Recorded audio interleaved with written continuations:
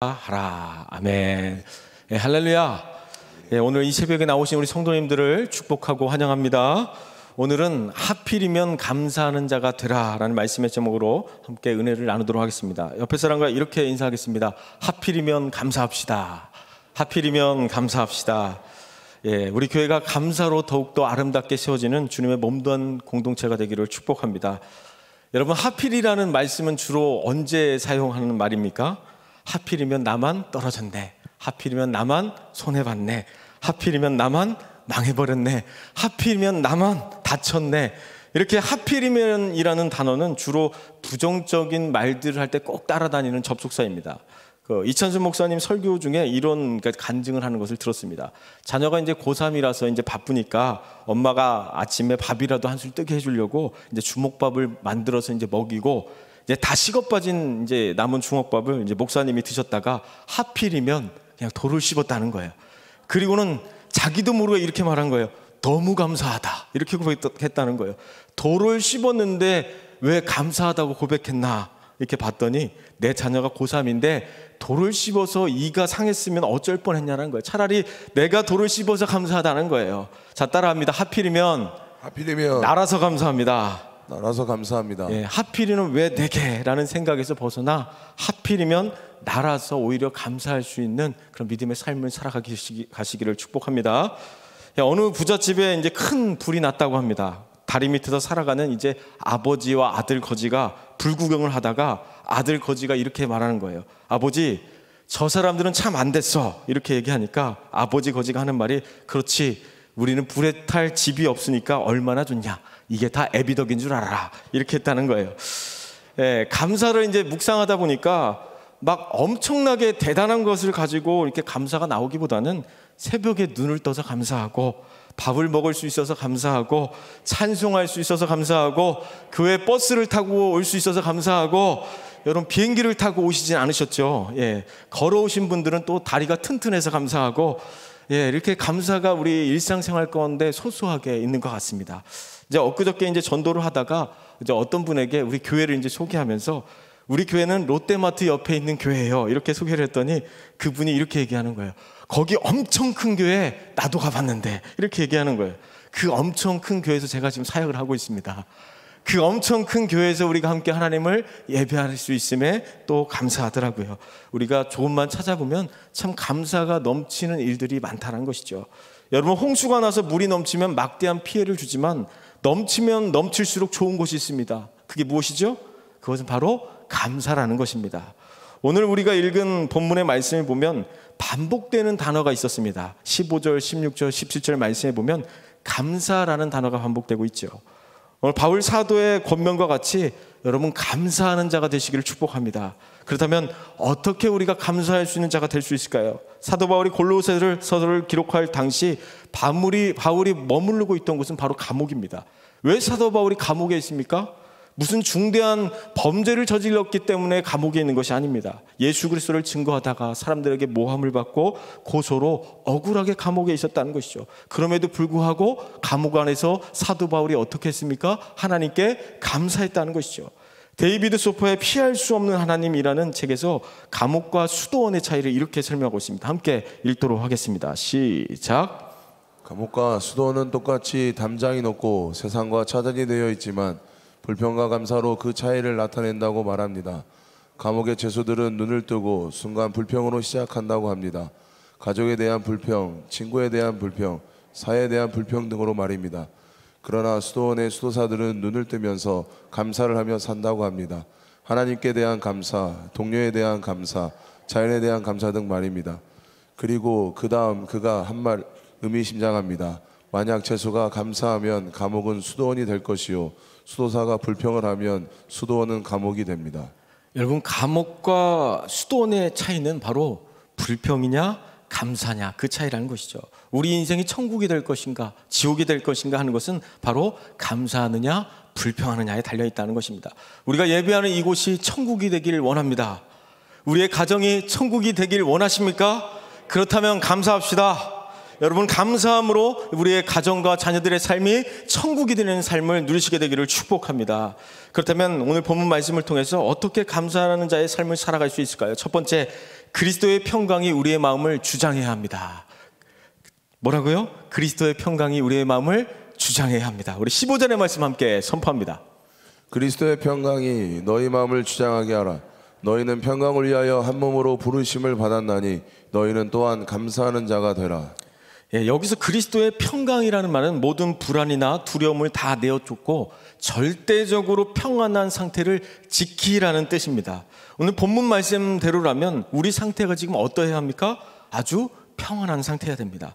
지금 이 시간 한번 묻겠습니다. 여러분은 삶이 평안하십니까? 아멘. 그렇다면 그리스도의 평강이 우리의 삶을 주장하고 있는 줄 믿습니다. 세계적인 성서신학자이자 주석가인 윌리엄 바클레이는 그리스도의 평강에 대해서 이렇게 말씀하고 있습니다. 우리 함께 읽겠습니다. 시작. 그리스도의 평강이 너희 마음을 주장하게 하라는 말은 문자대로 그리스도의 평강이 너희의 마음을 심판원으로 하라고 하는 것이다. 바울이 사용하고 있는 동사는 운동용어에서 온 것이다.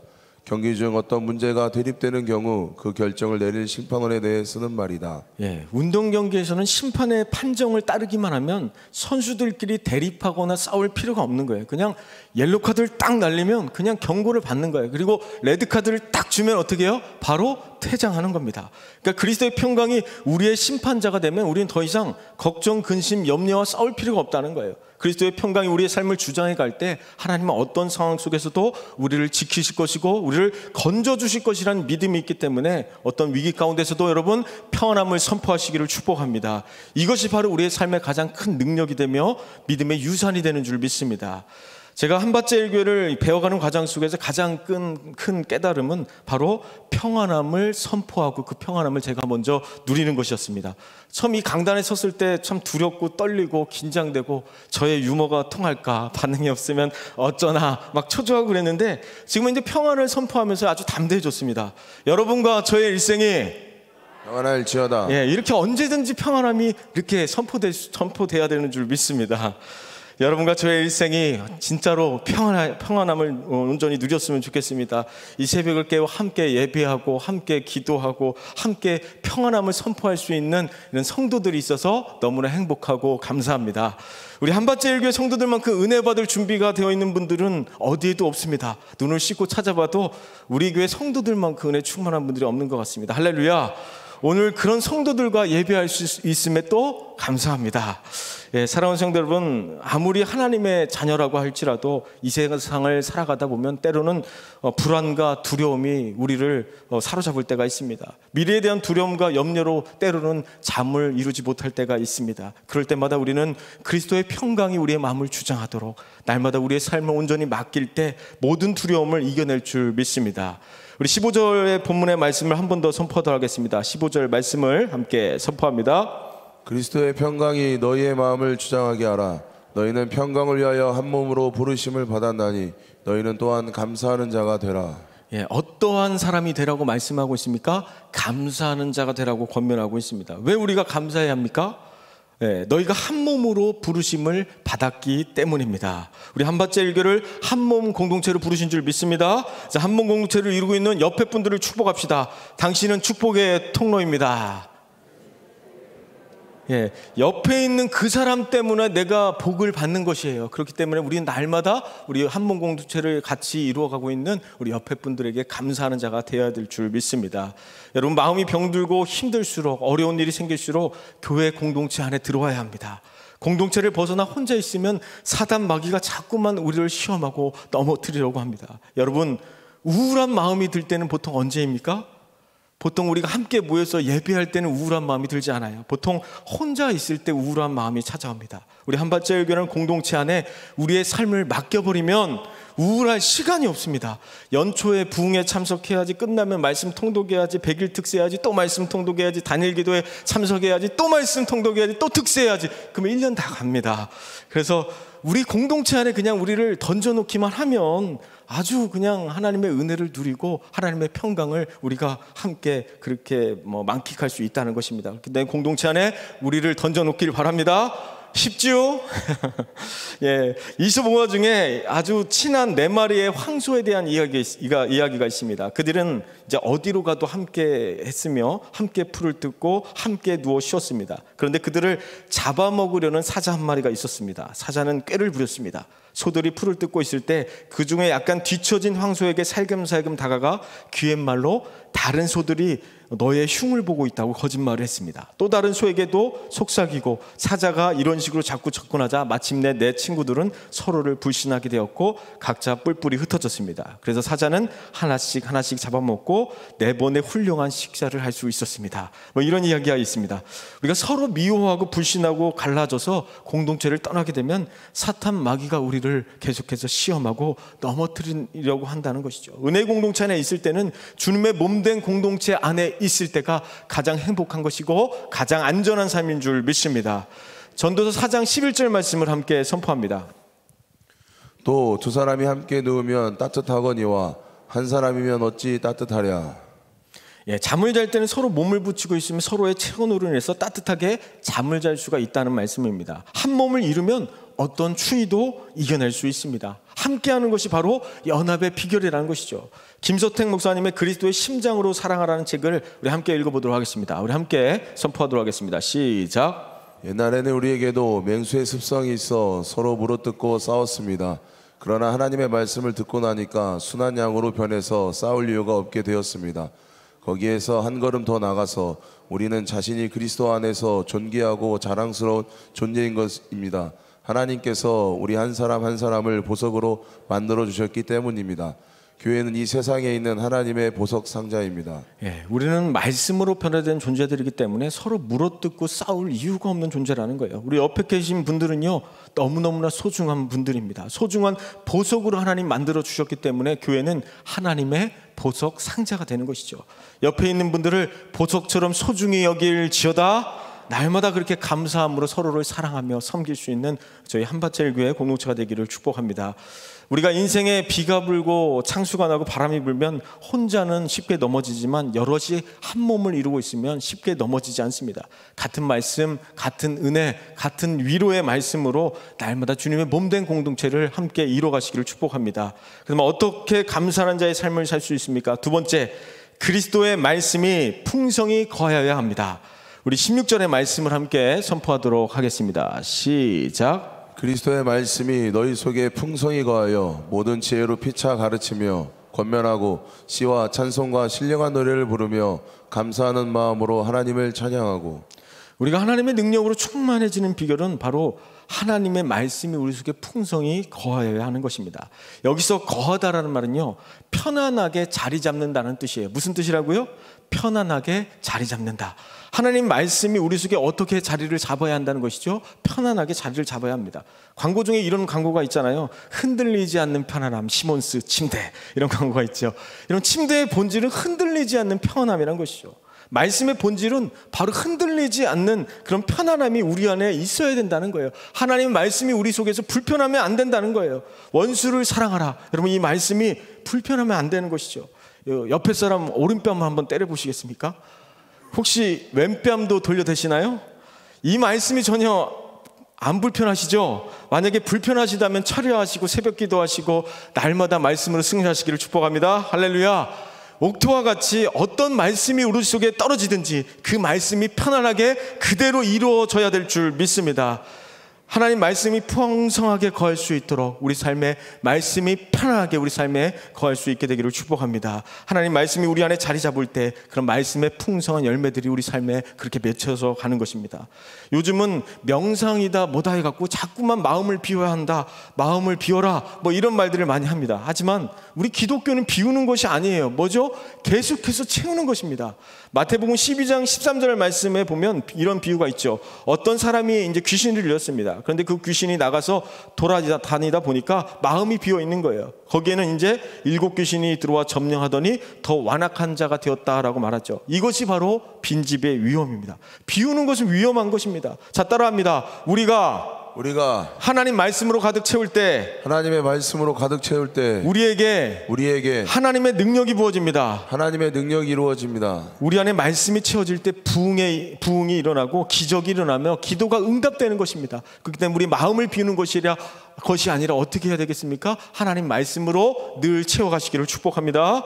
우리 16절의 말씀도 이렇게 이야기하고 있습니다. 우리 16절의 말씀을 함께 선포합니다. 시작. 그리스도의 말씀이 너희 속에 풍성히 거하여 모든 지혜로 피차 가르치며 권면하고 시와 찬송과 신령한 노래를 부르며 감사하는 마음으로 하나님을 찬양하고. 16절의 말씀을 보면 모든 지혜로 피차 가르치라는 거예요. 성경은 말씀을 듣기만 하는 자가 되지 말고 계속해서 무엇을 해야 한다고 도전하고 있습니까? 말씀을 가르치라는 거예요. 피차 서로 말씀을 가르칠 때 이것이 바로 말씀의 부흥이라는 것이죠. 말씀의 부흥이 한밭제일교회 위에 풍성하게 나타나게 될 줄 믿습니다.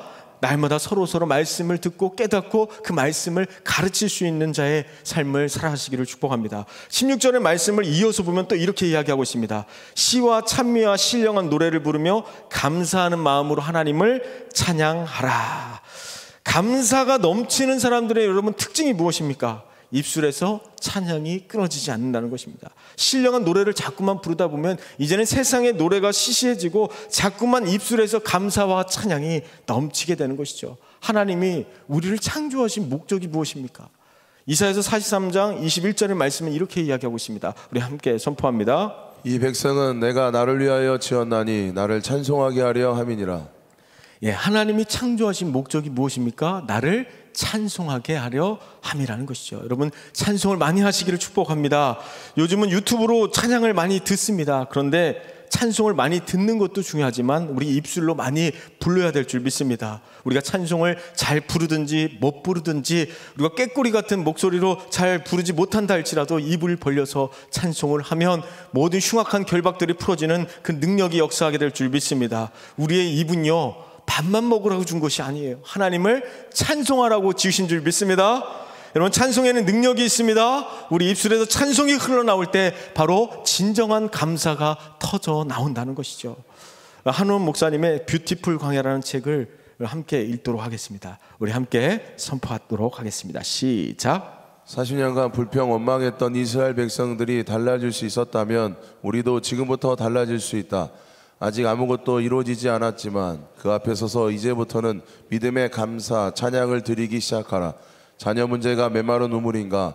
그렇다면 하나님의 말씀을 붙잡고 우물물아 솟아나라고 찬양하라. 자녀가 회복되고 살아날 축복의 미래를 미리 하나님께 감사하고 찬양하라. 하나님께 믿음의 감사 찬양을 드리라는 거예요. 아직 이루어지지 않았지만 이제 앞으로 이루어진 것처럼 그렇게 믿음으로 하나님을 찬양하면 메마른 우물물들이 솟아나게 될 줄 믿습니다. 여러분의 삶에 메마른 우물물들이 있습니까? 하나님을 온전히 찬양할 때 그 메마른 우물들이 온전히 솟아나게 될 줄 믿습니다. 우리 인생의 우물물아 솟아날지어다. 우리 삶의 감사와 찬양으로 날마다 가득한 삶이 되기를 축복합니다. 어떻게 감사하는 자의 삶을 살 수 있습니까? 세 번째, 예수 그리스도의 능력으로 힘입어야 합니다. 우리 17절 말씀도 우리 함께 선포합니다. 또 무엇을 하든지 말에나 일에나 다 주 예수 이름으로 하고 그를 힘입어 하나님 아버지께 감사하라. 무엇을 하든지 말에나 일에나 예수 그리스도의 이름으로 하라는 것이 무엇입니까? 우리 사도행전 3장 6절의 말씀도 함께 선포합니다. 베드로가 이르되 은과 금은 내게 없거니와 내게 있는 이것을 내게 주노니 나사렛 예수 그리스도의 이름으로 일어나 걸으라 하고.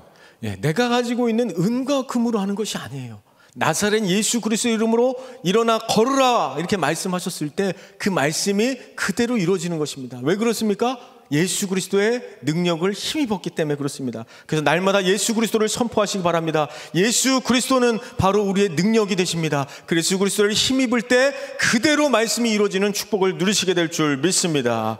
다니엘서 6장 10절 말씀에 보면 다니엘은요 하나님께 기도하면 사자굴에 던져진다는 사실을 알고 어떻게 기도했습니까? 하나님께 감사하며 기도했다는 사실을 알 수 있습니다. 내가 기도하면 죽을 수 있다는 사실을 알면서도 기도하는 것이 바로 하나님의 능력을 힘입었다는 것이에요. 진정한 감사는요 내 힘으로 하는 것이 아니에요. 하나님 주신 능력으로 감사하는 것입니다. 내 능력으로 하지 말고 예수 그리스도의 능력을 힘입어 감사하는 삶을 살 때 더 큰 은혜가 있고 더 큰 감사의 기적들이 나타나게 될 줄 믿습니다. 예전에 저희 아들이 집안에서 하도 뛰어다녀가지고 제가 이제 그만 좀 뛰어다니라고 이제 뭐라고 했습니다. 그랬더니 저희 어머니가 이런 이야기를 해주는 거예요. 어떤 아이가 있는데 그 아이가 신발을 사주면 계속 이제 떨어져서 못 신게 돼서 신발 좀 안 떨어지게 신으라고 엄마가 막 심하게 불평을 했다는 거예요. 그랬더니 이 아이가 그때부터 시름시름 아프기 시작했다는 거예요. 그리고는 아이의 신발을 보니까 어느새 너무너무나 깨끗한 신발이 되어 있었다는 거죠. 신발이 잘 안 떨어졌다는 것은 뭡니까? 그만큼 아이가 아프다는 거예요. 신발이 떨어졌다는 것은 뭐죠? 그만큼 아이가 건강하다는 것입니다. 신발이 떨어져도 자녀를 축복합시다. 아멘. 지구예비 닮아서 공부를 못해도 축복합시다. 밥을 많이 먹어도 축복합시다. 남편이 삼식이라도 축복합시다. 예, 믿음으로 우리가 감사하면 하나님께서 우리 가정과 자녀들의 삶을 그렇게 변화시켜 줄 줄 믿습니다. 사랑하는 성도 여러분은 감사할 수밖에 없는 상황 속에서는 누구나 감사할 수 있습니다. 그러나 진정한 감사는 불평할 수밖에 없는 상황 속에서 우리가 감사를 선포할 때 너희 말이 내 귀에 들린 대로 내가 시행하리라, 이렇게 말씀하신 대로 그 말씀이 그대로 이루어지게 될 줄 믿습니다. 감사할 수 없는 그런 상황 속에서 하나님을 찬양하시고 날마다 하나님께 감사하는 믿음의 삶을 살게 되시기를 축복합니다. 말씀을 정리하겠습니다. 첫 번째, 그리스도의 평강으로 감사합시다. 따라합시다. 첫 번째, 그리스도의 평강으로 감사합시다. 그리스도의 평강으로 감사합시다. 두 번째, 말씀의 풍성함으로 감사합시다. 말씀의 풍성함으로 감사합시다. 세 번째, 예수 그리스도를 힘입어 감사합시다. 예수 그리스도를 힘입어 감사합시다. 아멘. 그래서 오늘 이 하루가 정말 우리 하나님 앞에 그리스도의 평강으로, 말씀의 풍성함으로 예수 그리스도를 힘입어 감사할 수 있는 이 하루가 되시기를 축복합니다. 정강 목사님의 평생 감사라는 책을 보면 이렇게 감사에 대해서 말씀하고 있습니다. 우리 함께 읽겠습니다. 시작. 감사하다고 생각하면서 그것을 표현하지 않는 것, 선물을 포장만 하고 주지 않는 것과 같다. 노래는 부를 때까지 노래가 아니며 종은 울릴 때까지 종이 아니고 사랑은 표현할 때까지 사랑이 아니며 축복은 감사할 때까지 축복이 아니다.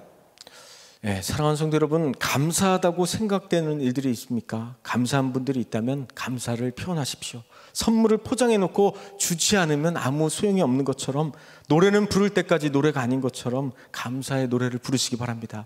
참 너무나 감사할 것이 많았음에도 불구하고 감사하지 못했다라는 것을 발견하게 됩니다. 이 시간 크게 한번 따라서 한번 외쳐봅시다. 하나님 저에게 생명 주셔서 감사합니다. 생명 주셔서 감사합니다. 예수님을 믿게 해주셔서 감사합니다. 예수를 믿게 해주셔서 감사합니다. 이 새벽을 깨워 기도하게 해주셔서 감사합니다. 이 새벽을 깨워 기도하게 해주셔서 감사합니다. 마지막으로 한밭제일 교회 성도라서 감사합니다. 한밭제일 성도라서 감사합니다. 예, 이 시간 우리 함께 기도할 때 감사로 기적의 문이 열릴지어다. 감사를 선포할 때 우리 삶에 메마른 우물물들이 솟아날지어다. 감사로 우리의 삶에 천국이 임할지어다. 여러분의 삶에 감사로 기적을, 감사로 축복을, 감사로 행복을, 감사로 그리스도의 평강을 경험하는 이 하루가 되게 하여 주시옵소서. 우리가 감사하는 삶을 살기 위해서는 하나님 말씀으로 깊이 들어와야 합니다. 간절히 말씀을 붙잡고 기도할 때 하나님 말씀이 우리 속에 풍성하게 거하게 되면 우리는 비로소 진정으로 하나님께